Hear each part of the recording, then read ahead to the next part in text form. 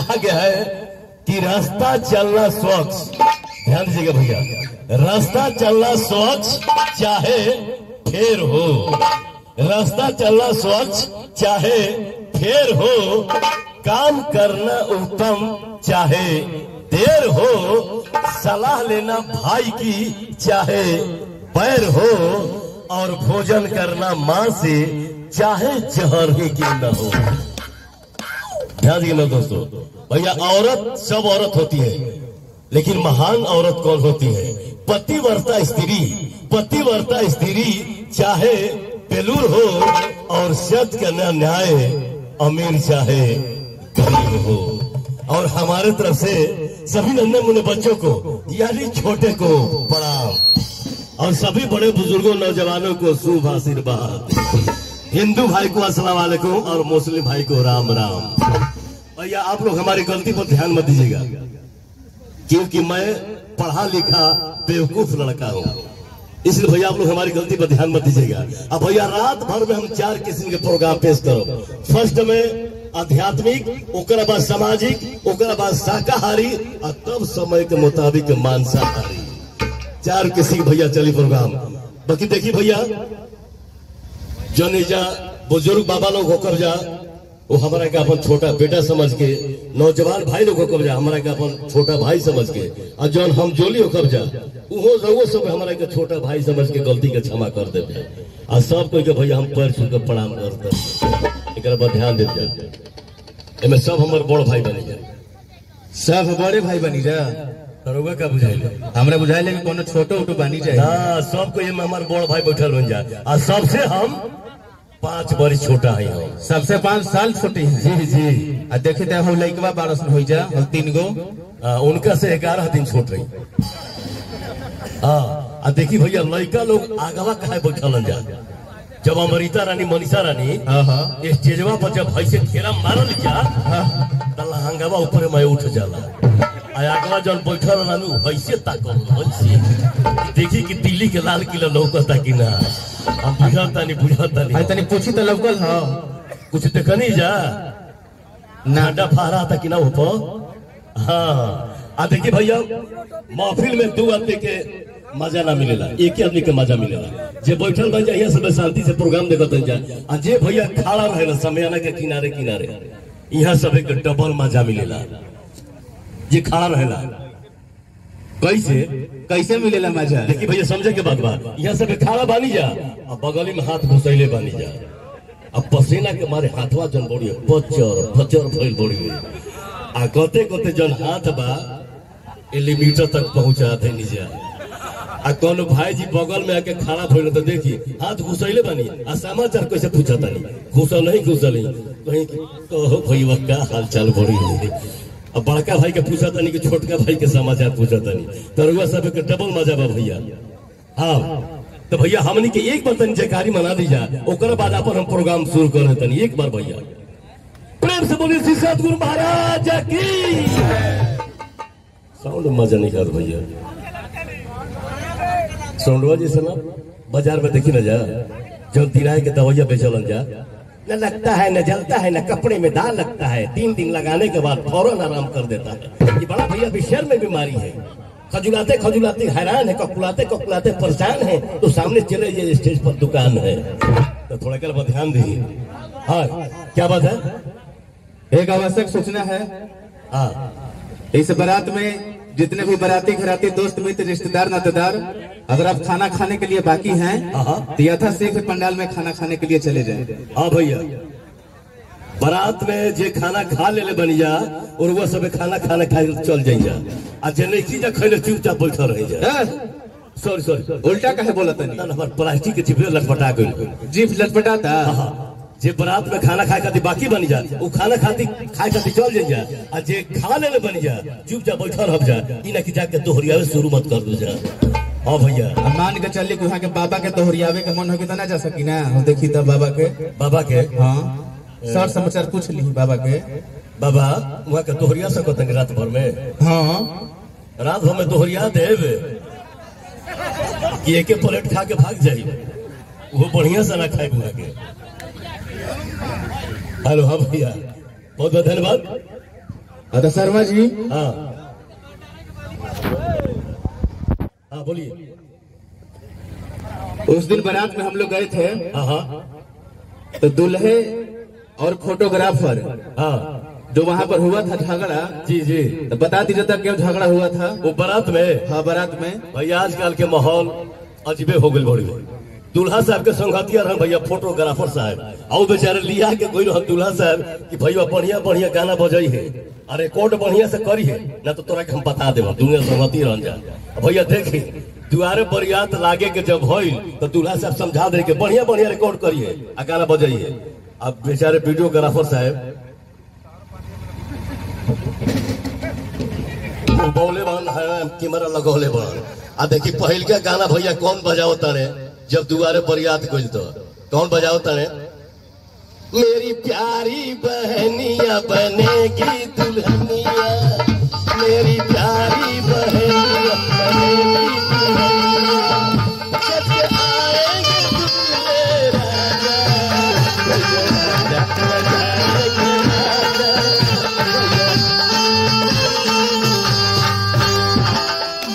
दूल्हा से अरे तो मजा ये तो बढ़िया गाना लोकल हमारे बहन के साथ जो खतौड़ी रे कहते प्यारी बहनिया बढ़िया से बजा ना तो तोर मार के हुलिया टाइट कर दे हम। वो कहता फिर अरे हमारा काहे किसी तो आज तक हमारा बाबू आप हमारा कनिकन बोल ले बड़ी अच्छा बढ़िया गाना बजा बढ़िया बजाओ।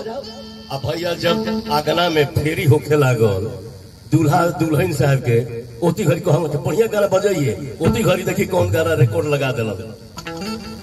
भैया मेरी राखी के बंधन को निभाना, भैया मेरी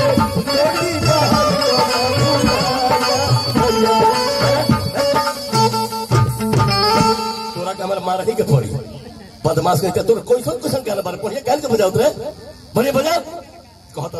अच्छा खबरा मत आपके बहुत बढ़िया गाना बजाई। तीसर का गाना स्टार्ट किया, देख तेरे संसार की हाल क्या हो गई भगवान, कितना बदल गया इंसान कितना। भैया दूल्हा साहब के इज्जत कैल कि कैमरा ले रही बेचारे अपन पूजा सरा धो ले लो। बहुत बहुत धन्यवाद। आजकल भैया ऐसे ऐसे माहौल भी हम देख रहे हैं। हाँ तो क्या भैया फरमाइश है? फरमाइश है हमारे बड़े भाई बारात माली की तरफ से फरमाइश है। वहाँ के गई, हाँ वहाँ के गोल नहीं। बहुत बहुत धन्यवाद। वहाँ के कब्बे से लोग के इंतजार करो तनी बड़ा ओले भी रही। हाँ कि शर्मा जी कब हमरा के दर्शन देंगे ना।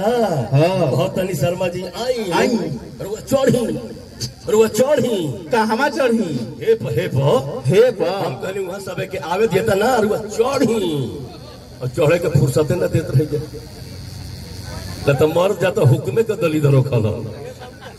हाँ क्या बात है? हाँ खैनी मांगता नहीं है के गांव के कौन नाम है? तुरती। हाँ गांव का नाम तुरती। जल्दी बनाई सुरती सुरती अब मार दी फुर्ती अब फाड़ दी कुर्ती। हाँ आप जहाँ जाते हैं हाँ जी अपने कला से लोगों को दीवाना बना देते हैं। ये सब तो सभी बड़े बुजुर्गों का आशीर्वाद है। और आपको देखने के लिए लोग अगल बगल के गांव से आ जाते हैं देखने के लिए। जी। खाली नाम होना चाहिए कि शर्मा जी आ रहे हैं। सब कोई के प्यार आशीर्वाद हमारा हमेशा मिला तो लोग। हाँ हाँ तो बारात माली का फरमाइश है। क्या है? एक शराबी हाँ शराब पीकर ससुराल जाता है जी, तो साली जो है कैसे उसकी आदर भाव करती है। शराबी जन पाहुन रहन उनका पाहुन रहन है पाहुन के। अच्छा जन पाहुन जालन शराब पी के ससुरारी जी जी, तो साली लोग बाड़ी जा हाँ। तो कैसे उनका के स्वागत करे लीजा। बहुत बहुत धन्यवाद भैया। रोहतास जिला दिन गए प्रोग्राम खातिर और गले में समार झगड़ा हो गई। दूल्हा साहब गोला नगरा में और जब साली बगली में हाथ घुसैली सन की ना तो 2 गो पोलथी निकल गए यही में से। अब भइल हाल है कि दूल्हा हाँ तो भैया ध्यान दीजिएगा ये भैया सच्चाई बात है। देखिए हर बात मतारी अपना लड़का के विषय में जानल कि हमारा लड़का में विशेषता का बा। यह लगन के टाइम आई रहे और ससुरारी से कार्ड आई पाहुन के मालूम कि रउआ चल नेवता पर दूसरा के मत विदा करो। पाहुन बेचारे ससुरारी जाए के तैयारी कैलन तो भैया माई समझाओ तारी कि बबुआ 2 गो बात हमर सुन लो। ससुरारी जइयो तो शराब पी के मत जइयो और दूसर का बात कोई के लिया के मत जाइयो, अकेले ही जाइयो। भैया घर से बाहरी निकलन संगतिया भेटेलन जब बधार में कहते कहा जाता था ससुरारी अत जतरा बना लो। ए भैया मरलन विटामिन मोमिला टन अब बुझाता कि आसमान उनका गोड़ के नीचे पिचुटा तोड़ी हुई। और जब बधार में रास्ता धोइलन तो देखिए भैया शराब के नशा में अपना परछाई से का कहता है भैया तू कह जाता रे माई कहले रहे कि कोई के लिया के मत जाइए ते कहा जाता रे बोल परछाइया से कहता हूँ। अच्छा बोल तोरा का चाहिए कुर्ता फुल पैंट लेबे मुड़ी हिलैलन अब परछाई हिलन तो कुर्ता फुल पैंट खोल के अब परछाइये पर फेंक देलन। आगे चलन तो भैया फिर परछाई लोगों कहता सुना कुर्ता फुल पैंट ले लो अब हमारा भी 2 गो सामान बा एगो गंजी बा एगो काछा बा यही काछा से हमार खानदानी बाछा टंच बड़ी अब बोला काले वो गंजी काछा लेबो परछाई हिलन भैया गंजियो काछा खोल के गिरा देलो पूरा शरीर को भरवाइलिंग हो गई। रोहतास जिला के नक्शा साफ दिखाई दे लागो। अब बेचारे सोचता कि ससुरारी कैसे जाई अनहरिया रात भइल तो ससुरारी पहुंचलन और ससुर के भैया खपड़ा पोस मकान रहे आ खपड़वा के ऊपर बड़का बड़का लौका फर रहे। पाहुन बेचारे पिछुती में चढ़ के आ लौका के लतर में घूस के आ चिताने सुत गइलन। तो गोतिया में एगो साली कहतारी माई रे चाचा घरे बारात आइल बा पूरी बुनिया महकत रुए हम लौका के बचका बनाई तो सास कहतारी जो बुझे जो एगो लौका काट के ले आओ। अब देखी भैया पाहुन के जतरा खराब जौना खापड़ा पर पाहुन सुतल बनल वही खापड़ा पर साली नीठा हसुआ लेके अनहरिया में चढ़ली आ चढ़ के टो तारी की कौन लौकवा काटी और टो तो पाहुन के टंगरी धरा गई।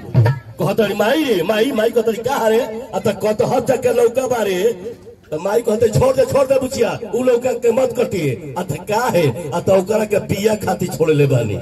सास का जानता कि दामाद सुतल बने अब भैया सोचत तारी के केन से काटी हसुआ के जन पेट रहे लमहरे रहे आ टोत रही आ टोते आ पाहुन चिताने सुतल रह बिना अंडर बिया का छाके आ टोत रही तलुक धरा गइलो खूंटी कहता कि माई रे माई माई कहता क्या हारे आ त भछनी हैया के कौन लोगवा कटले बिया रे लोगवा नहीं खे खाली एक डटिए पड़ी अब भैया धो के साली डटिया लगली ऊपर में खींची अब पाहुन बेचारे छटपटा तो बाप रे बाप जान ली गाड़ी दर्द हमर साली खींचत दिया कहते माई रे कहते का रे आ तो डटिया फूले लागो भैया पाहुन फोन देखा पेटकुनिया हो गई दादा हमारी जान ले ली आ जब पेटकुनिया भेल कि ना तो साली कहती डटिया केने चल गई आ हसुआ जब लेने को पेट लमहरे रहे आ सोचा तारी कि केने से लोगवा काटी आ टोत भैया जब हसुआ के पेट रहे पाहुन के ये में थी हो गई।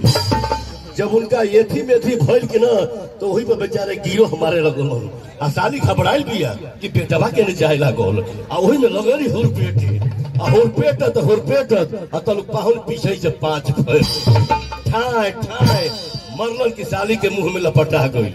साली कहते माई रे माई लोकवा सरे के सरल बा बाकी खट तुरुस महकता मैं दिया लाओ भैया जब सास दिया लेके चलली तब पाहुन जल के भंडा खुल जाइए बेचारे खापड़ा पर से उतर के आ घर में फाड़ी में घुस के बैठ गइल आ फाड़ी के अन खुला रहे आ जौन पाहुन के थिया रहे फड़िया के अन में तो पड़ गई।